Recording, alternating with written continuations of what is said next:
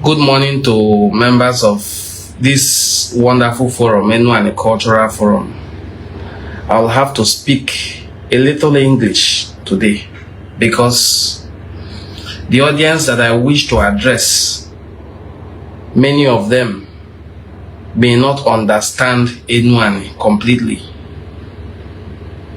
especially my brothers from distant states in the southeast, and some of our neighbors from Idu who will not understand fully the Enuani dialect.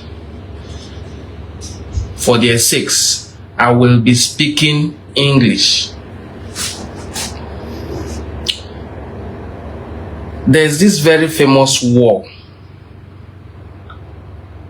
that took place between my kingdom, Ubulu-uku Kingdom, and the former Benin Empire, the former Benin Kingdom. That war, the proceedings of the war, the stories of what led to the war was continually misrepresented by writers. They say history doesn't lie. It is the people who write history that lie. Most times, historical facts are twisted to suit the narrative or ego of the writer. Two very prominent writers from Benin,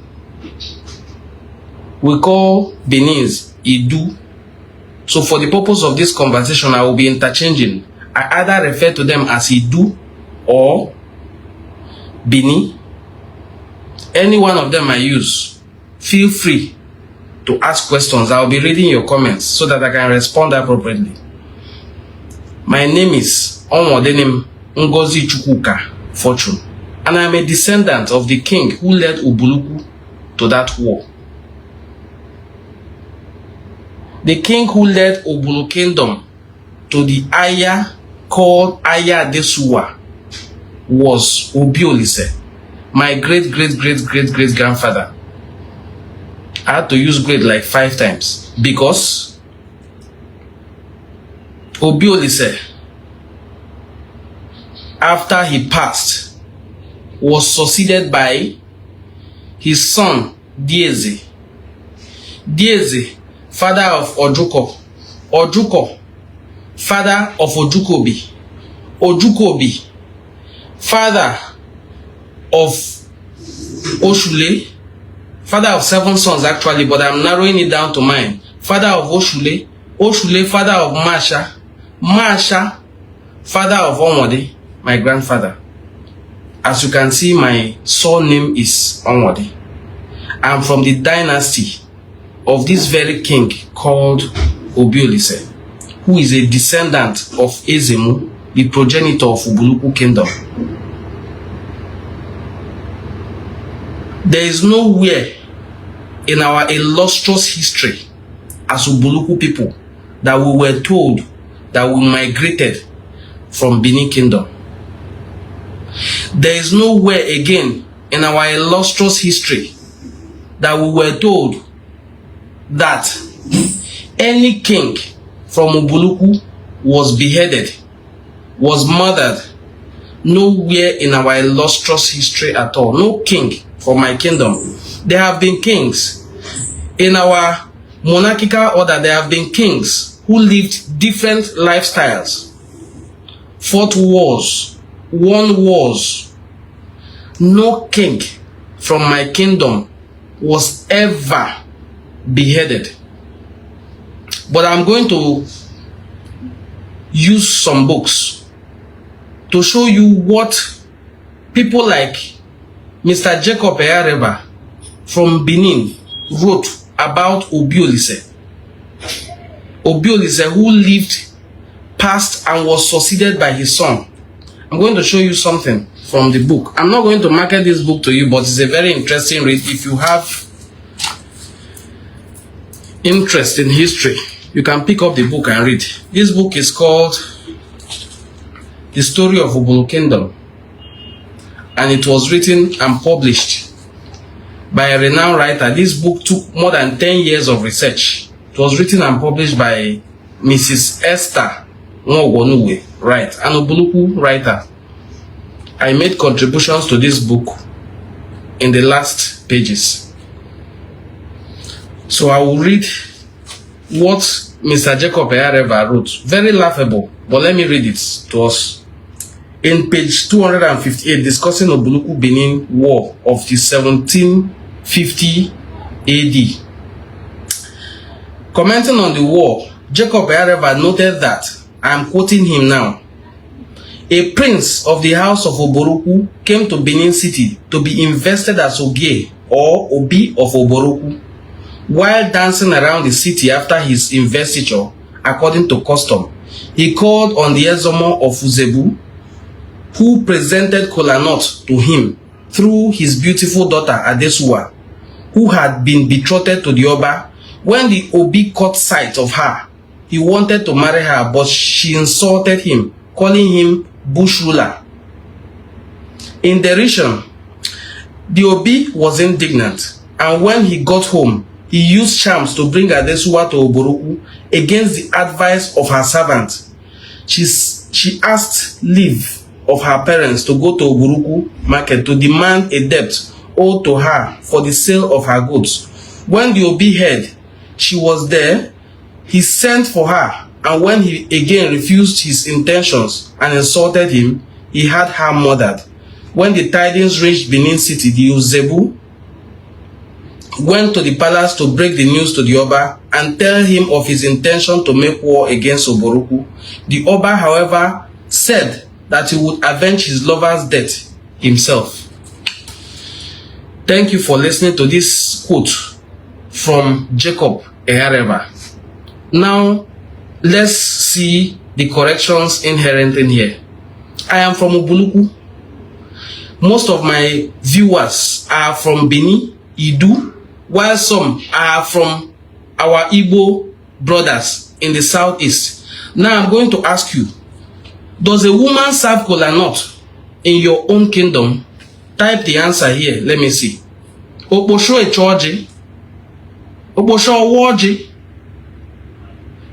You have to understand the culture of people before you dabble into some of these historical write-ups.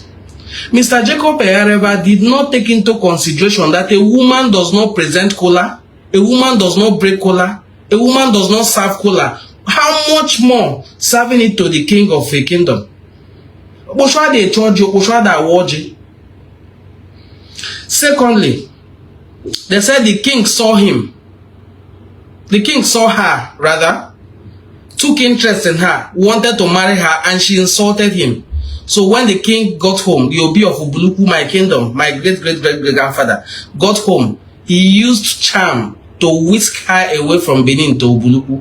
Now, she was charmed to come to Ubulu-uku, but in his narrative here, he said that the young girl told her parents that she's going to Ubulu-uku to drag debts that was owed her by someone who she sold. In the movie, it was portrayed that she sold goat. This means that Adesuwa is not new to Ubulu-uku. She knows Ubulu-uku. She has been visiting Ubulu-uku. So my question to Eyareva is this. How come that the Obi has never seen her and picked interest in her until she came to serve kola nut? That doesn't even exist. I will stop analyzing this man's work because the work is a little bit old. That book was actually published. It's called A Short History of Benin. That book was published in 1965. The way our folklore is, our parents passed these stories to us unbroken. You can see that when I listed my genealogy, I did not read any book. I didn't need a book. I don't also need a book now to narrate to you what happened in the war we call Aya Adesuwa War. Somebody said it's not a war. It is a war, yes. Some of the comments on my post yesterday said it's not a war. Yes, it's a war. When the king of another kingdom moves far from his kingdom to another kingdom that is not its subject to fight, it is called war. It is not unrest. Somebody said here that if they were able to conquer Ubulu-uku in that war, by now they will be saying that Ubulu-uku is a descendant of Benin.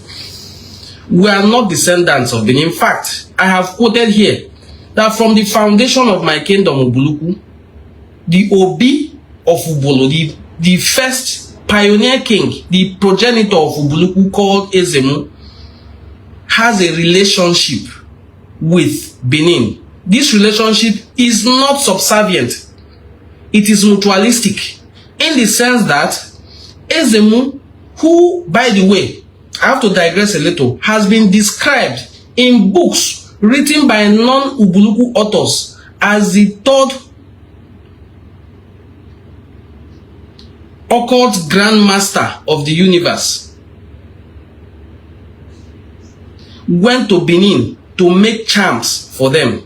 Most times the Oba of Benin comes to Ubulu himself for these charms to be made. This particular charm called a dayi is for longevity. Whoever has the charm called a dayi, the making of the charm is called Izo Idayi. Now, doesn't die young, doesn't die untimely. This charm was not only meant for kings in Ubulu-uku. If you are from Ubulu-uku and most parts of anyone, you should know what I'm saying. My great-grandfather, my great-grandmother had a dayi. She didn't die. She was already putrefying. She was not dead. Until you find a dayi and cut it, it's like a rope. Our work in the coronation of the Oba of Benin, I'm saying this in a video so that anybody who has disputes can come on and ask questions so that I can answer you. Our work in the coronation of any Oba of Benin is the preparation of this charm called Idayi for the Oba. For this purpose, as I said, the Oba will come to Ubulu-uku and spend 3 days in Onichopi. Because, as I explained, when Ezemu was about to pass, his pot of charm was transferred to his, I won't say grandson now, I will say to his son. Because if I delve into that, I will have to explain that Nenwokpale Ezemu, the first son of Ezemu, Ijedenka, was killed in Aniozala. The revenge of the death of Ezemu's first son, the evidence of the revenge is still there till today. Every single soul, every single living thing in Aniozala turned to Ikumenka anthill. And the anthills are still there as I speak with you, looking like human beings. So when the succession line was broken, Oba Dome Nwabo Zim. No, Dome Idebe. Idebe is a woman, a female man, who has undergone the rights to stay at home and give birth to children. It was this Ozim that gave birth to Okpe. Okpe was Ozim's last child. Okpe was the one who inherited Ezemu's pot of charm. And it is Okpe's descendants that make Idayi for the Obas of Benin.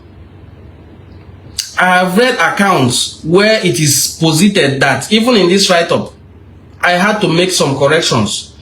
If you are not from the bloodline of Okpe, there are 4 sons among them. Awokolo, Oshuleze,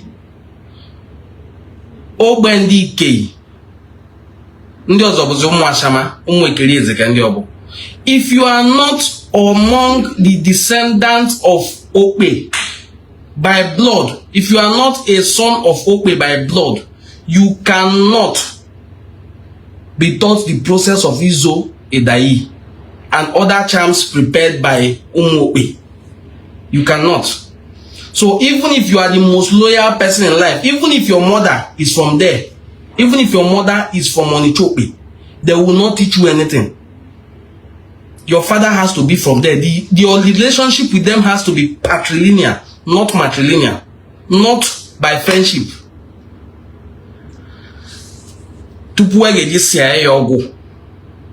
It has to be by birth, by consanguinity, not by affinity. Consanguinity of the patrilineal kind. Yabakani. Before It is these descendants of Okpe that perform these rites that I described, these rites that I described for you, called Izoidayi. And somebody asked me, do I mean that the Obas of Benin have been coming to Ubulu-uku? And he mentioned one Oba of Oranwe. Did Oranwe also come? I said yes, Oranwe came to Ubulu-uku. Even when the British army dethroned Oranwe, it was Ubulu-uku that he first ran to. And he stayed in a place we call Anioma today.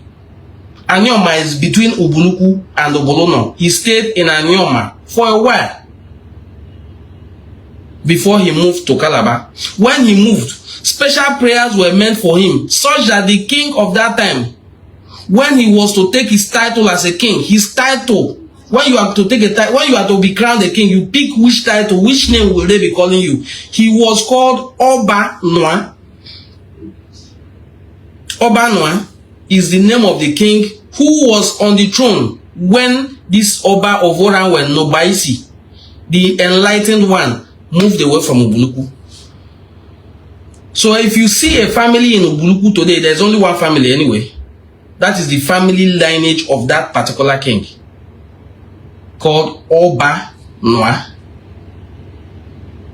They answered the name today as Oba Noa. What is Oba Noa? The prayer was that the Oba should go and return safely.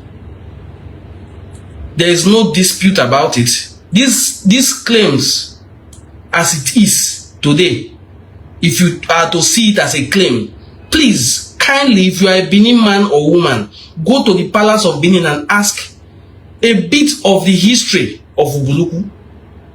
Ask about the performances of Ezemu in Benin, even in your palace of Benin. What are the contributions of Ezemu to the development of the palace of Benin? How did the noise from the market, the Oba market, how did the noise, which usually disturbed meetings at the palace, how was the noise quenched today? It's good to ask questions. It's good to also see history from two angles. It was after seeing that movie by Lancelot Emasuan, I did not in any way condemn the movie, but the storyline is what I'm picking corrections, and I'm making the corrections outrightly. That there are storylines in that movie that are very wrong. Very, very wrong. No king from Ubulu-uku was ever, no king from Ubulu-uku was ever beheaded. I'm going to pick up another book again to make corrections. I'm going to pick up another book, a second book. This time another Ubulu-uku author. 2005. In 2005, Ikem and Anene wrote this about the remnants of the people who came to Ubulu-uku for this Adesuwa. This is the book by Ikem and Anene. It's called The Sociology of Ubulu-uku. This book is 2005. I've been telling you things with which my grandparents told me. Now I'm going to read from a book which people who are not from my lineage wrote. The other one I wrote, the person who wrote it is related to my lineage. This one, the authors are not in any way from anywhere near my lineage at all. So page 24 of the book Sociology of Ubulu-uku says, Umudugbe hail from Benin. They are descendants of the escorts who came to Ubulu-uku with Princess Adesuwa in her ill-fated journey for marriage in Ubulu-uku with Obi Olise. Ill-fated journey to marriage. Then descendants of the people who accompanied her. If this woman was whisked away by magic down to Ubulu-uku, how come she came with her servants? There are some lies that don't hold water, and they can never hold water. My wife of today, who I'm sure is also watching this, is from a place we called Umuidu. Her particular lineage is Umuije. Ije was a prince from Benin who accompanied the soldiers who came for this war. And in shame, many of them could not go back. It's not something we openly discuss because their stay was negotiated out. Ije would eventually marry a sibling of Obi Olise called Amesha. So my wife is a descendant of Ije and also a bit connected to my great-great-great-great-grandfather's lineage through Amisha, your great-great-grandmother. Anybody who is from Edumuidu can confirm this story that I'm telling you. What I'm telling you is not something you cannot verify. The distance from Obolo to Benin is not more than 2 hours. At most 2 hours, 30 minutes. Drive down to the community. Ask, is it true what this young man said, that kings of Benin have a right that they usually come to Ubulu-uku to perform, and by special arrangement, Ubulu-uku people can go to Benin to perform it? Is it true? If it's true, who are the people that perform it? Then you go to their place, they show you everything. It's not a secret. Yesterday, I had to dig deep to find the picture of one of the Obas of Benin, Adesuwa, whose visit was in 1982. And that was the last Oba of Benin to come for this rites. Why is he the last Oba to come for this rites? Because things have changed. We as Ubulu-uku also have our own kingship struggles, which is not the topic for today's discussion. So, the narrative I want to correct is that, first of all, yes, we fought war with Benin. What led to the war was that the Obi of Ubulu-uku went with his entourage of healers to Benin to cure your king, Akhengbuda, who was ailing. And by the mercies of God and our ancestors, he was healed. When he was healed, he asked the Obi to make a demand. The Obi did not make any big demand. He only simply asked that the daughter of Ezomo, his friend, should be given to him in marriage. Now, the daughter of Ezomo, who is Adesuwa, had been betrothed to the Oba. The Oba could not even decline this because he had said, make a request. So the request was granted. After a few hours, the person who granted the request changed his mind that the young lady will not leave immediately with the Obi, that the Obi should go and she will be accompanied back to Ubulu-uku later. And the Obi left. When he got home, we have this thing we call Eshumeji. It's not only the Obi that does it. When they roast yam for you in my place, you will come back to eat that yam. So whatever was done to bring Adesuwa back, she came back fully as a wife and was properly married. In my write-up, I narrated how I met one of the oldest men. By the way, that man should be about 90-something now. Enlightened, educated, what have you. And he's a descendant of Ije's dynasty. There are many of the Benin soldiers who did not return. We have them in every place you can call Idumuidu. Even we have Idumuidus. People from Idumuidu who are living in Ubulu and so many other places in Obolo Kingdom, as it were. This man narrated that when Adesuwa came to marry the king of Ubulu-uku, they continued to live peacefully. Only that Adesuwa, as every other Benin person, has a very sharp mouth. You don't talk back at your husband in my place. She continued this lifestyle to the anger and pain of the other wives who were her seniors, until one day she entered a meeting where her husband was meeting with the council of chiefs, and she told him something, and he asked her to leave, and she replied, is it because of these ones that are here? That this palace as a whole is not as big as her own father's backyard or the mother's kitchen. That was when Obi Olise told Ndi Doloma, take her away. If you are asked to take somebody away in ancient Ubulu Kingdom, if you don't take the person away, you will be taken away. That was how Adesuwa was taken away. When the news got to Benin, they prepared for war, came for war, and saw more than they bargained.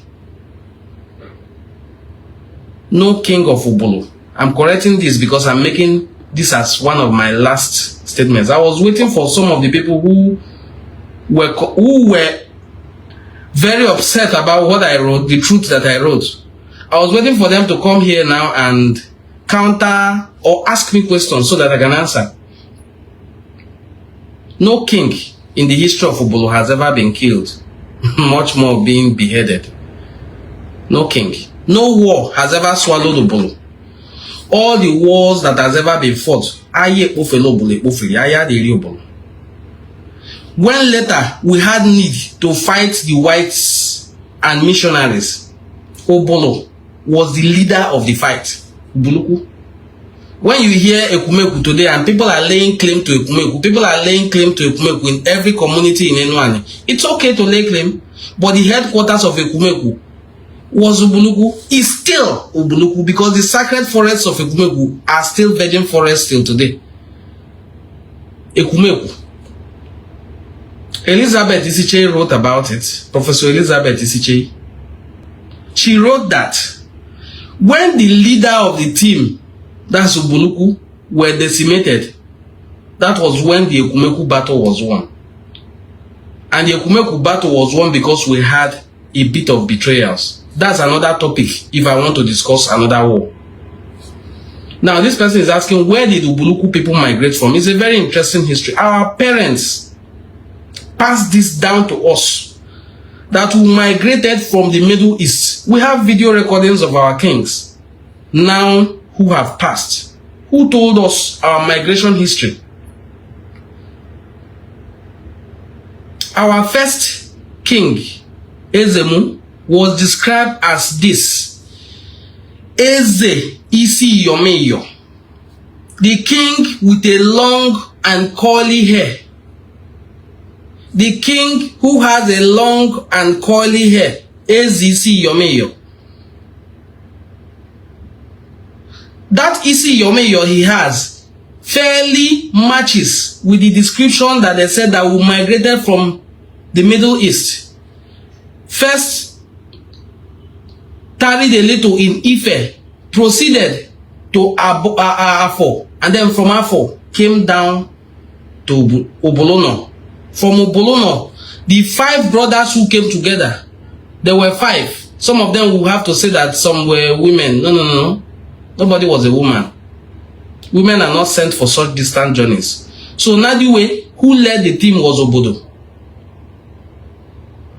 Obodo Buisi, Diachase.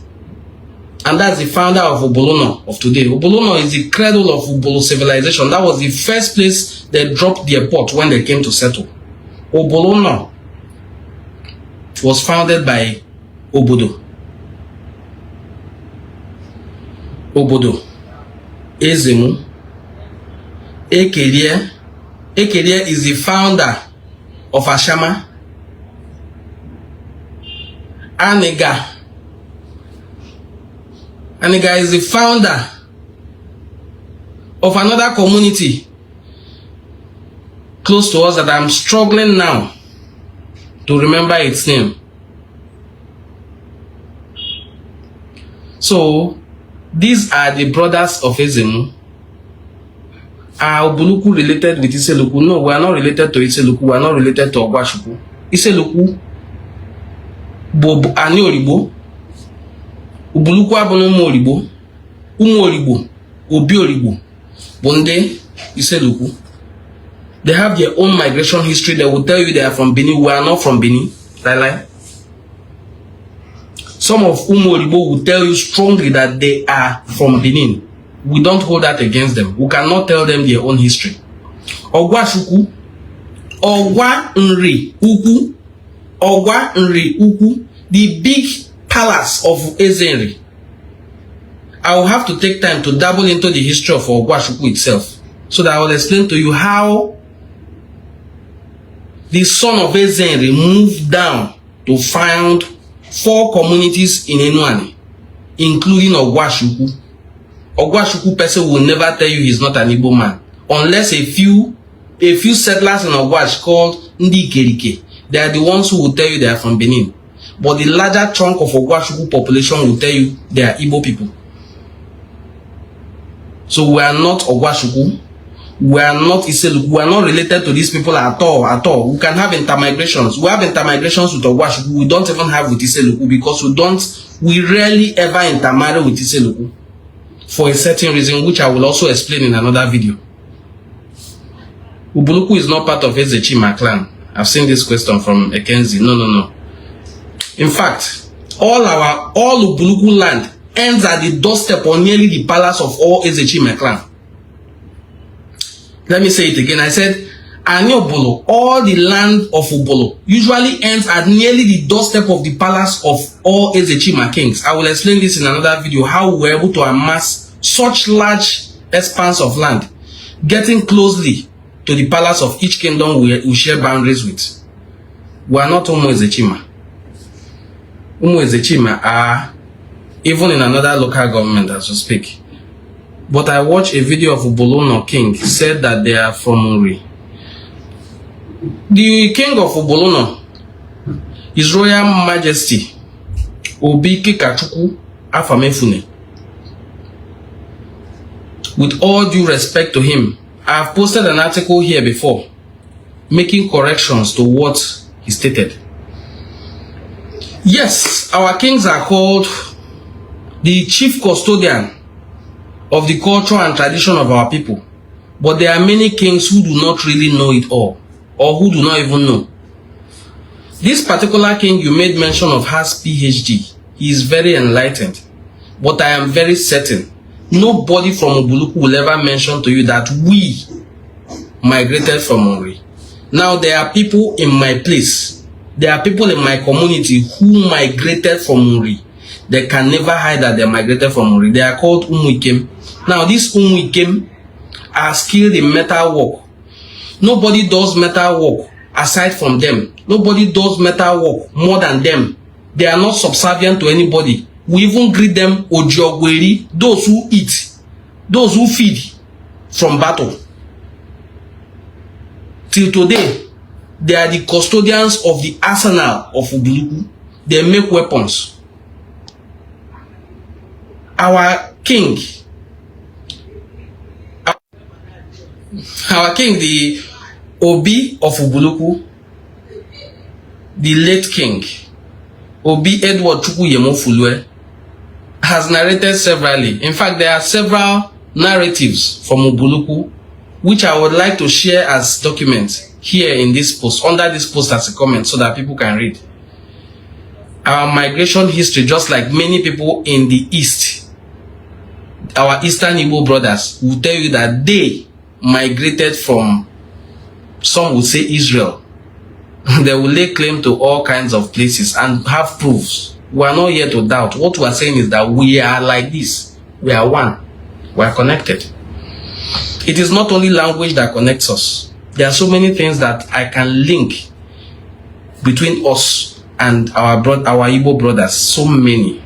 Everything that I describe as part of my culture, you can attest to it that is also part of your culture. That is not coincidence.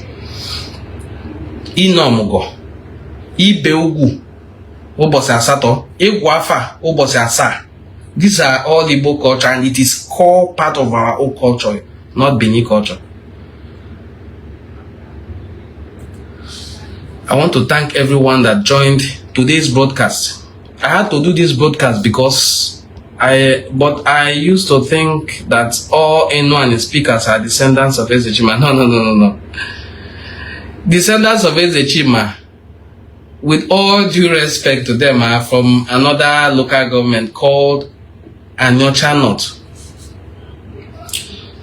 When I say no means that is how it is. No Kosidi, that is how it is. And Ezechima person say Riokori.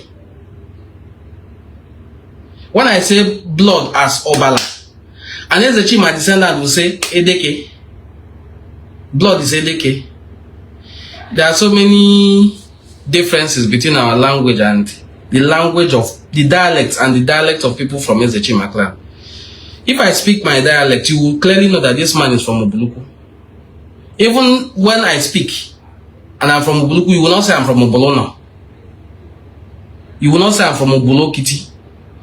Those ones speak Obolo dialect, but it is fairly diluted because of their relationship and closeness to Asaba and other places that speak different languages. And so not all Enuani people speak the same language. This one says we are not from Israel. I didn't say we are from Israel. I just said the description of our king. When Etucheze, he is described till date as Ezemu Ezisi Yomeyo. Ezemu Ashiani. Ashiani means the soul of the land. Ezemu Oshiani. The ones that turns to land. That is when a man disappears, they say he has turned to the earth, he has turned to land. But does Benin answer Ezechima?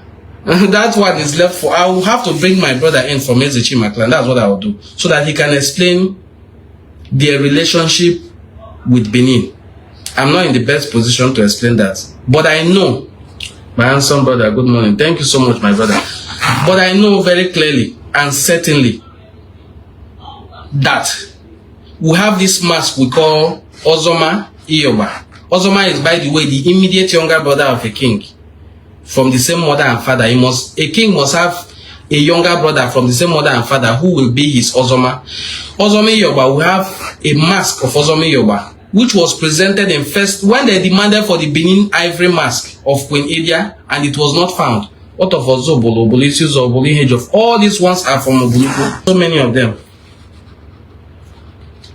There are so many. Ozobolo, I will have to take time. I will be doing each community at a time to explain how these communities migrated from Ubulu-uku. Obolisius. There are so many of Ubulu communities that migrated. And interestingly, in the year 2017, I think, yes, in the year 2017, all the kings of these communities, both the ones from the southeast, Ubulu-uku, Obolisius, Ubulu-uru, Ubuluntu, Ubulu-uku, Ozobolo, all these people gathered together in Ubulu-uku, acknowledged their migration history. I told you that when this Benin army struck, it triggered a wave of migration away from Ubulu-uku.